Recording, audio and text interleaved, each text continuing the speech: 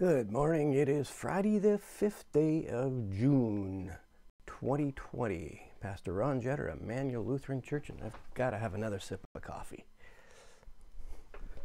TGIF, Lawn Mowing Day.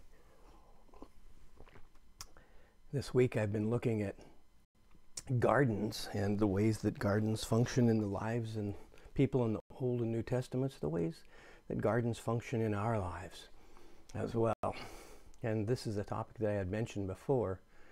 I'm going to read from the book of 2 Kings. Now, if you haven't looked at Samuel, Kings, and Chronicles, what we have in 1st and 2nd Samuel, 1st and 2nd Kings, is the stories of how Israel went from being ruled by prophets and judges, say 1100 BCE, to finally having their first king, King Saul, how King Saul displeased God and then was replaced by someone of a different tribe. King Saul was of the tribe of Benjamin. But you kind of get a feeling that sooner or later, because Jews are the ones who preserve the story, that there's going to be a king from Judah. And so sure enough, from the little town of Hebron comes this boy David, who grows up, defeats Goliath. He serves in the house of King Saul, is friends with Prince Jonathan. But then David is anointed by the prophet to succeed King Saul. And David becomes then the greatest of all kings, and all kings are trying to live up to the throne of David, the house of David. Solomon, born of David's fourth wife, Bathsheba, ends up being the one who ascends to the throne after all the right claimants to the throne ended up killing themselves or each other or being banished. And little Solly grows up to be Solomon the Wise, who nonetheless overtaxes the nation, invites in lots of foreign idols and foreign wives, and it really destroys the financial integrity and the spiritual integrity of the nation. So much for the wisdom of King Solomon. The nation collapses after that into the two separate nations, Judah in the south, which is comprised of Judah and Benjamin, and their capital is Jerusalem, because King David, 7 years into his reign, went from Hebron to Jerusalem, captured the city, and made it the holy city, the capital of God's people forever after, including down to today. The northern 10 tribes called themselves Israel. They are in what in Jesus' time was both Galilee and Samaria. And the stories in Samuel and Kings talk of the kings of Judah and the kings of Israel. So whenever we will have someone speaking of the king in Samaria, that means the king of the 10 tribes who call themselves Israel. The king in Jerusalem will be the king of Judah. And I remember in a sermon once before, I had this chart that I talked about, a listing of all the kings of Israel, and they either have a check mark, a green check, or a red X by them. Check mark means they did what was good in God's sight. X means they did what was evil in God's sight. And every one of the kings of the northern 10 tribes calling themselves Israel had an X by it. They all did what was evil. The Assyrians came along and destroyed their nation. The Assyrians didn't destroy Jerusalem and Judah.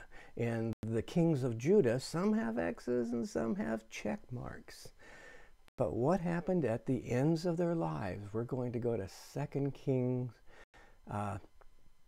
16. Moreover, Manasseh shed very much innocent blood until he had filled Jerusalem from one end to another, besides the sin that he had caused Judah to sin, so that they did what was evil in the sight of the Lord. Now the rest of the acts of Manasseh and all that he did are the sin that he committed. Are they not written in the book of the annals of the kings of Judah? Manasseh slept with his ancestors, was buried in the garden of his house in the garden of Uzzah. His son Ammon succeeded him. this reference to the book of the annals of the kings of Judah. That was the official court record.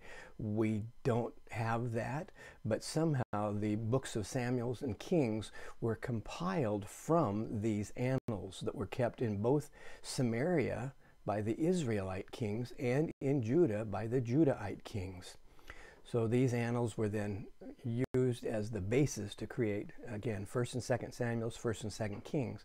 And then years or centuries later, someone reinterpreted, someone from Judah reinterpreted all of it to give that extra little twist to make certain that Israel did what was evil and pretty much wrote their own ticket for destruction.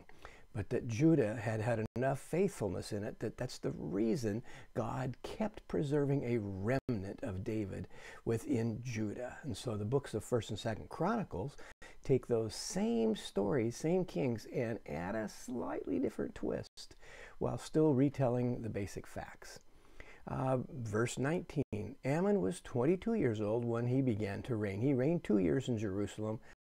His mother's name, etc., etc. Verse 20, he did what was evil in the sight of the Lord, as his father Manasseh had done. He walked in all the way in which his father walked, served the idols that his father served, abandoned. And then verse 26, he was buried in his tomb in the garden of Uzzah. Then his son Josiah succeeded him. So even evil kings, as it says in verse 18, slept with their fathers. They were buried in tombs next to them.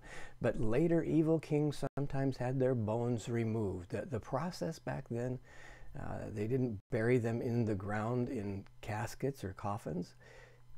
They buried them, they would wrap them in cloth generally and then put them in garden tombs. I mean, when you think of it as cemeteries being garden-like today, their gardens were probably much more rocky, and they would hewn spaces within the rock to place the body and then put stones over it. We get that image from the burial of Jesus. And then when the body had decayed and it's just bones left, they would take those ossified bones and then they would gather them together and put them in a small container called an ossuary. And then those could be taken to another part of the garden cemetery. But in the cases of the evil kings, yes, they originally slept with their ancestors, but after some years, they began to realize this was an evil king, and the evil had planted such a generational stain on the people that they would, instead of taking their ossuaries and placing them with the rest of the honored kings, would place them in different places or take them and leave them out in the desert altogether. And we're not sure what happened to either the ossuaries of Manasseh or of Ammon. But we know King Josiah, who was only a boy when he began to reign, nonetheless ordered a reform. And so Josiah is considered perhaps the most faithful of all the kings that succeeded his great-great-great-great-grandfather, King David. Nonetheless, he didn't stave off the inevitable Babylonian captivity. There was already too much spiritual decay from Manasseh and Ammon, and it followed them all the way down. But it was important to them, though, that places of burial be places of beauty and of peace. Last week I talked about how I would take a group of Sunday school youth out to a cemetery that had turned into a patch of weeds and restore it into a garden, and how that inspired others to do it. And to this day, the Outlook Cemetery west of Sunnyside is a beautiful and very peaceful place. This time of year, there are flowers. The trees are well pruned, the bushes trimmed, the grave sites kept cleaned. The roads are all well graded and graveled. There's water. There's a caretaker. Very nice place. The fence is mended.